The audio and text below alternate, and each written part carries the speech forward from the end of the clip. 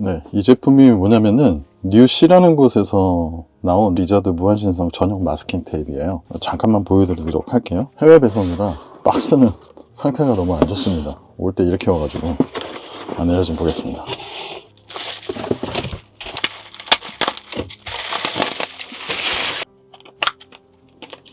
아래쪽에 리자드 마크가 있습니다. 보이시죠? 네, 이거는 진열할 때 거기다 어딘가 베이스에다가 올려놔주면 이쁠 것 같네요. 내부를 한번 보도록 하겠습니다. 어떤 식으로 사용해야 되는지에 대한 설명이 나왔는데, 지난번에 제가 영상에 겉에 것을 모두 다 빼서 이렇게 작업하라고 나왔는데 여기서는 이걸 추천하지 않네요. 제가 했던 작업은 비효율적인 작업이었나 봅니다. 보면은 여기 이렇게 A, B, C, D 해가지고 단락을 나눠진 테이프 부분들이 있어요. 그거를 떼어내서 어떤 부분에 번호가 어디에 있는지 보기 좋게 이 정도로만 해서 사용하는 걸 추천하고 있네요. 이거 참고하시면 될 것 같습니다. 한번 뜯어볼까요?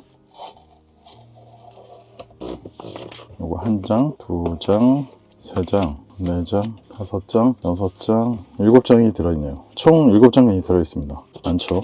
거기에 해당 부위를 잘 보일 수 있도록 스티커가 동봉되어 있습니다. 그리고 이거는 어디에 붙이면 되는지 내부에 대한 설명이 나와 있습니다.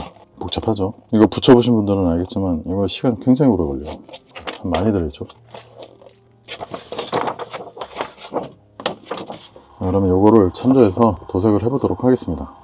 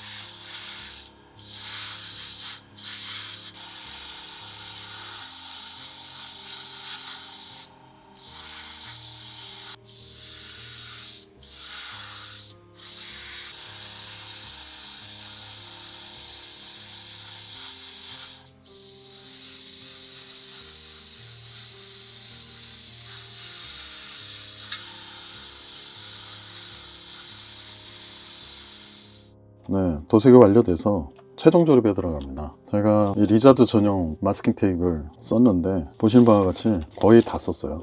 중간에 이렇게 쓰여지지 않았던 부분들은 안 한 것은 아니고요. 제가 나름대로 제 방식대로 따로 마스킹 테이프로 부분 도색을 했습니다. 그래서 이렇게 쓰여지지 않았던 것이고요. 거의 다 사용했죠.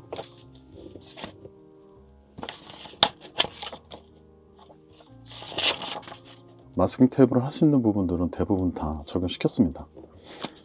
그래서 하나만 예로 보여드리자면 이 부분이 이제 대표적인 예인데 여기에 들어간 마스킹 테이프만 한 80조각이 쓰였거든요. 그래서 요거 제작하는 데만 하루 반나절 정도 걸렸어요. 물론 이제 도료를 뿌리고 나서 마르는데 시간이 걸렸어서 하루 반나절 걸렸는데 이 정도로 디테일한 표현을 하려고 최대한 전부 다 적용을 해줬습니다. 이렇게 부분 도색을 해주고 나면 디테일들이 잘 살아납니다. 제가 추구하고자 하는 방향도 이런 것까지 맞물려 있어요. 하급 완성품 같은 경우는 이 정도까지 디테일하게 나오지는 않죠. 수작업을 통해서 표현을 하면은 하급 완성품과는 다르게 세밀한 디테일한 표현을 할 수 있거든요. 그런 것들이 도색을 하는 맛이 아닐까 싶습니다. 모든 부품들을 이렇게 세밀하게 부분 도색을 하지는 않고요. 조립을 하는 동안에 요소에 여기는 극강의 디테일을 좀 표현해야겠다 싶은 부분들을 찝어서 그 부분들을 집중적으로 부분 도색을 하고 나머지들은 이제 적당하게 표현을 해서 강약을 좀 잡습니다. 모든 부분들을 너무 이렇게 복잡하게 표현하다 보면은 정보량이 너무 많아서 오히려 퀄리티를 방해하거든요. 그래서 타겟팅을 확실하게 두고 어떤 부분은 확실하게 디테일을 살리고 어떤 부분은 적당하게 디테일을 살려서 조화를 이룰 수 있게 그렇게 만들어줍니다. 그렇게 해야 전체적으로 조립했을 때 완성도가 높게 표현이 돼요. 아무튼 이 정도까지 디테일을 표현했다, 그렇게 봐주시면 될 것 같습니다.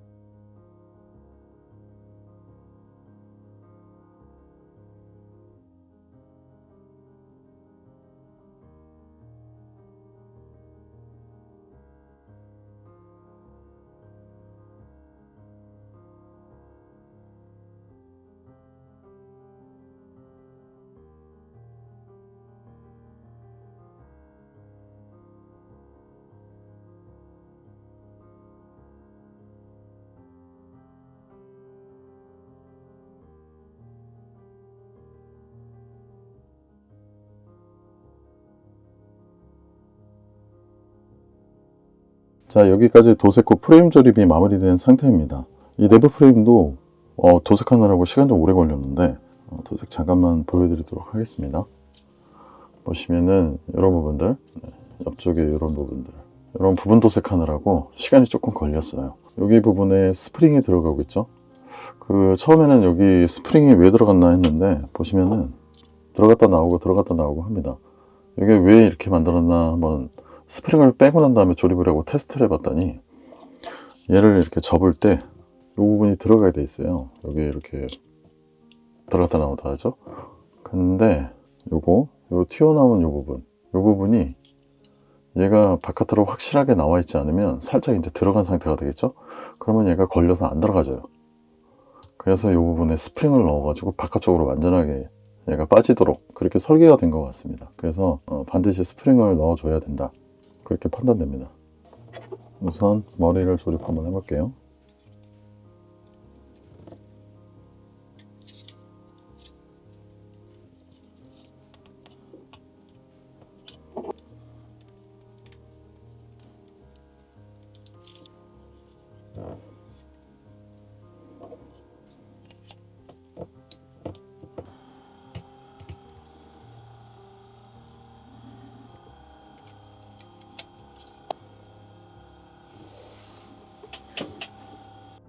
네, 드디어 프레임 조립이 마무리됐습니다.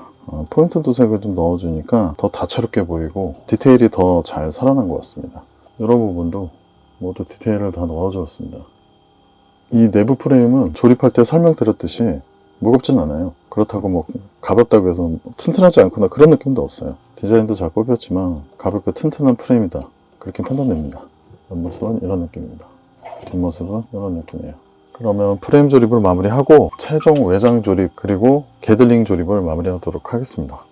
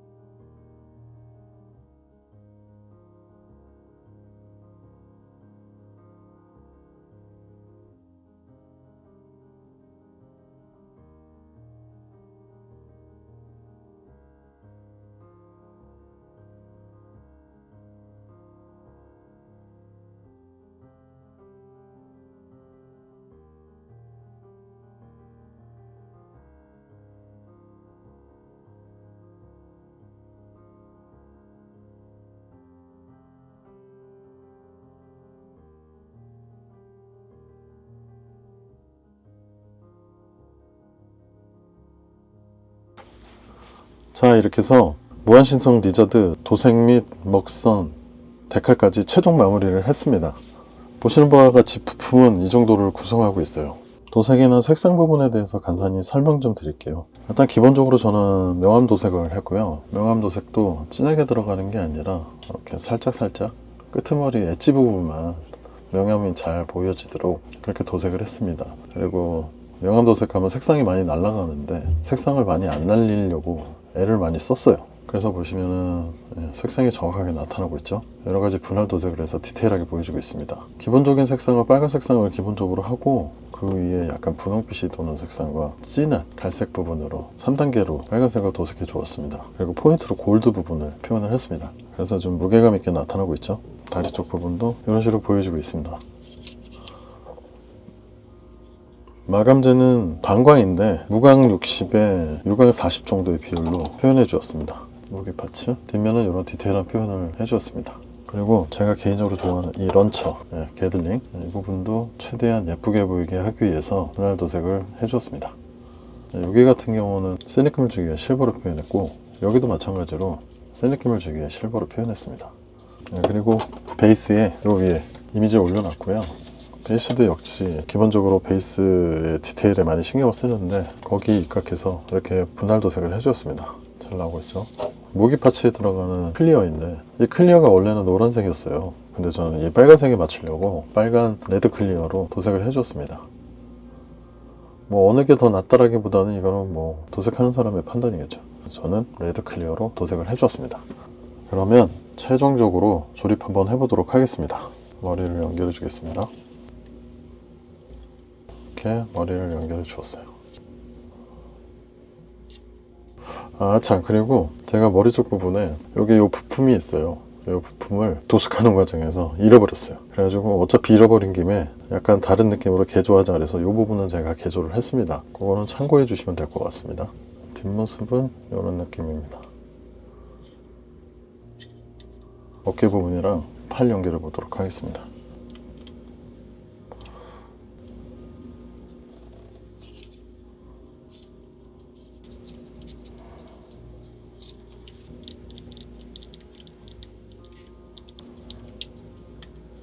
상체만 연결된 상태입니다. 쉐입이 아주 멋있습니다.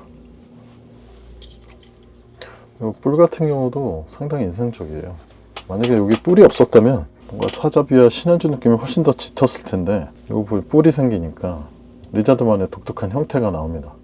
디자인 아주 멋있는데요. 자, 그러면은 하체도 한번 연결해 주겠습니다.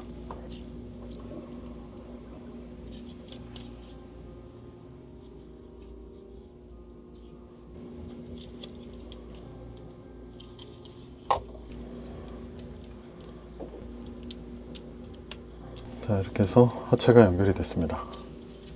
멋있죠? 쉐입이 정말 아주 멋있습니다. 조형 너무 좋은데요. 자, 그러면 상체랑 하체를 연결해 주도록 하겠습니다. 자, 이렇게 해서 기본 본체는 조립이 완료되었습니다. 물론 중국 특유의 복잡함이 있긴 하지만 전체적으로 묵직하고 쉐입도 아주 잘 나왔죠. 옆모습은 이렇고 뒷모습은 이렇습니다. 그러면 여기에 개드린 거를 백팩에다 한번 연결해 주도록 하겠습니다.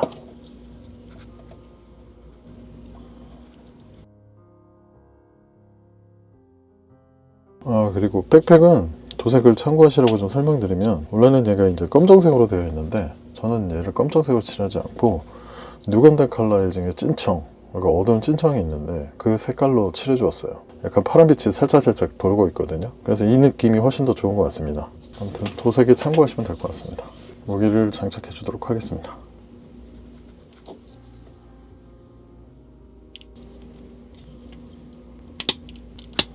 무기까지 장착을 해 주었습니다. 게들링을 연결해 주도록 하겠습니다.